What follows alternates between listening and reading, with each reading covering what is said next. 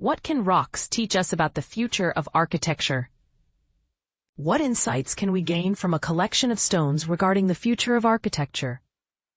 Imagine a world where the stillness of stones teaches us valuable lessons about the architecture we create.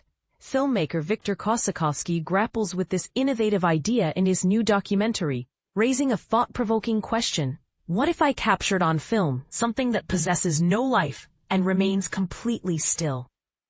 The pursuit of this question brought him to the humble yet profound subject of rocks. In his captivating film, Architecton, viewers are treated to a stunning array of rocks, boulders, stones, crags, and megaliths. Some of these stones rest amidst ancient ruins, while others have been unearthed from mountains or scattered by the ravages of war. When viewed collectively, these stones reveal a rich exploration of concepts that have profoundly influenced art and architecture through the ages. Kossakovsky reflects on this challenge, stating, "To film stone, to delve into the essence of stone, and to foster empathy towards it, was a remarkable endeavor for me." It's worth noting that this isn't Kossakovsky's first exploration of an inanimate subject. His previous works include Aquarella, which focused on water, and Gunda, which narrated the life of a pig. Despite the lack of traditional life in his current focus, he manages to evoke a sense of vitality. Central to the film is a deeply human contemplation on our methods of construction and the way we inhabit our spaces, particularly in an era where natural stone has often been replaced by artificial concrete. By the conclusion of the film, you might find yourself emotionally connected to the rock itself. Still from Architecton, 2025, courtesy of A24. Architectural narratives through time. Though the film features minimal dialogue, it is rich with stunning visual sequences. One of the film's most striking moments showcases the camera gliding along the perimeters of quarries, capturing rock formations as they are detonated, an explosive display of industry at work.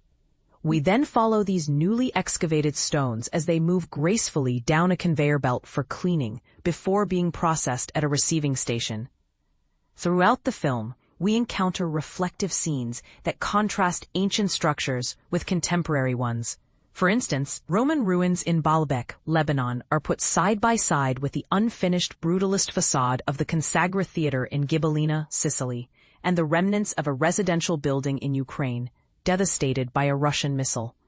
Kossakovsky suggests that these ruins speak volumes about our past. The Roman ruins of Baalbek in Architecton, 2025, courtesy of A24. From these visual narratives we can trace the evolution of Roman masonry, which is noted for its sophistication and durability.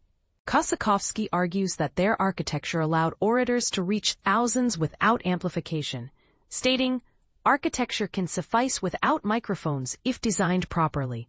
Additionally, ancient builders possessed the knowledge to carve and transport stone, using techniques now largely forgotten, replaced by the prevalent use of concrete. He provocatively remarks, "Yes, ancient civilizations demolished mountains, but they also understood how to manipulate and arrange stones to endure for millennia. Meanwhile, we blast hills to create structures that last only about 40 years. In Europe, approximately 300,000 buildings averaging just 40 years are destroyed annually. The absurdity is palpable." While Kossakovsky presents a compelling argument, it is important to acknowledge the complexities of his claim, since the destruction of the residential complex in Ukraine was not a failure of design, but rather a tragic consequence of war.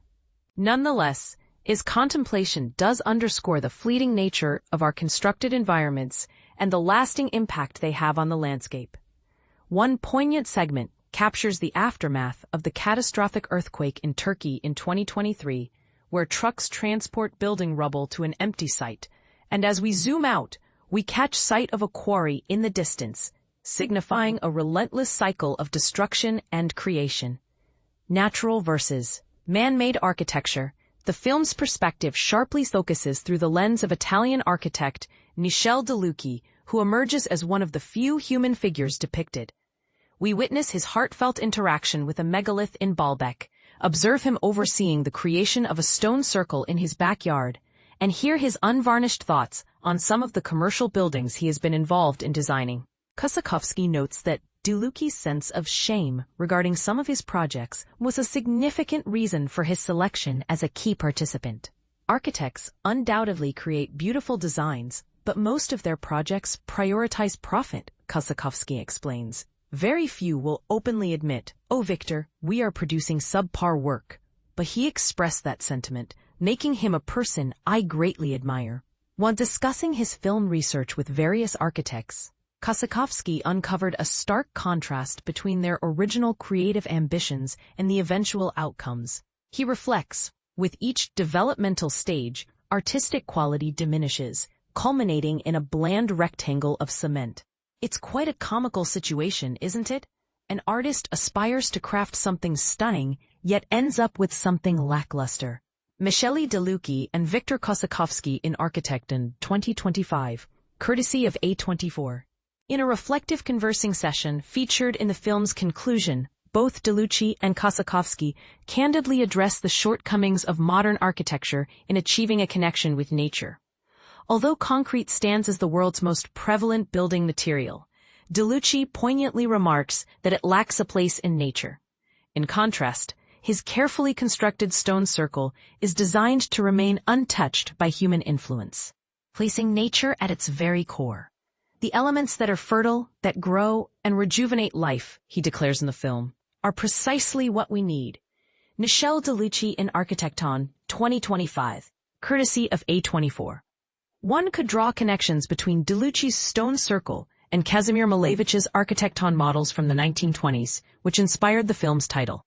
In these artistic sculptures, the abstract artist envisioned futuristic, geometrically intricate buildings that were liberated from the constraints of conventional architecture. A prime example is Goda Architecton, 1923, a design made of white plastic blocks that resembles a skyscraper, defined by a single perfect black circle painted on its facade. Malevich believed that these architectural forms, crafted purely from creative expression, should enrich our lives and render life itself beautiful. While his utopian vision was ambitious and ethereal, encompassing ideas as profound as orbiting cities, Architecton presents a more pragmatic approach.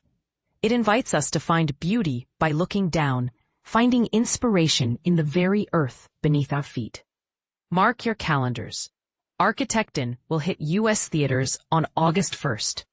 Architecton documentary review, Victor Kossakovsky's A24 masterpiece. The documentary Architecton, directed by Victor Kossakovsky and released by A24, delves into the profound relationship between architecture and the values of a civilization. It's fascinating to consider how the structures we build reflect our priorities.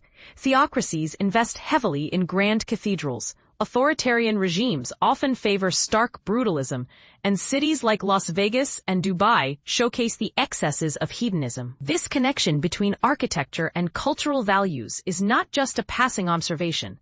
It's a critical lens through which we can understand the artistic expressions of both individual architects and the powerful figures who commission their work.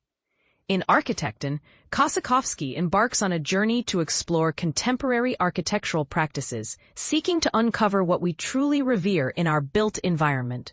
The findings may surprise you, as they paint a rather unflattering picture of our current architectural choices. At the heart of the film is a compelling examination of two fundamental building materials, stone and concrete. Throughout history, magnificent structures that have withstood the test of time were crafted from enduring stone, while many of today's hastily constructed buildings are made from easily poured concrete. Kossakovsky, alongside his main subject, the esteemed Italian architect Michele de Lucchi, expresses a clear preference for stone, viewing it as a material that connects us to the earth and to the great architects of the past. In contrast, concrete is portrayed as a synthetic, utilitarian choice that, while convenient, deteriorates within decades and leaves a lasting environmental impact. This distinction is crucial, yet Kossakovsky takes a thoughtful approach in conveying it. Much of the documentary features breathtaking visuals that highlight the intricate relationships between humanity, nature, stone, and concrete. For instance, viewers are taken inside the ruins of Turkish skyscrapers that collapsed during a devastating earthquake in 2023, revealing how these structures crumbled while the interiors, kitchens and living rooms remain eerily intact. This stark contrast is juxtaposed with ancient stone ruins that have endured far better over time, alongside a mesmerizing sequence of an avalanche that showcases the diverse forms of stone and sediment that nature provides. Initially, one might perceive the film as a blend of a nature documentary and an exploration of human industrial activity.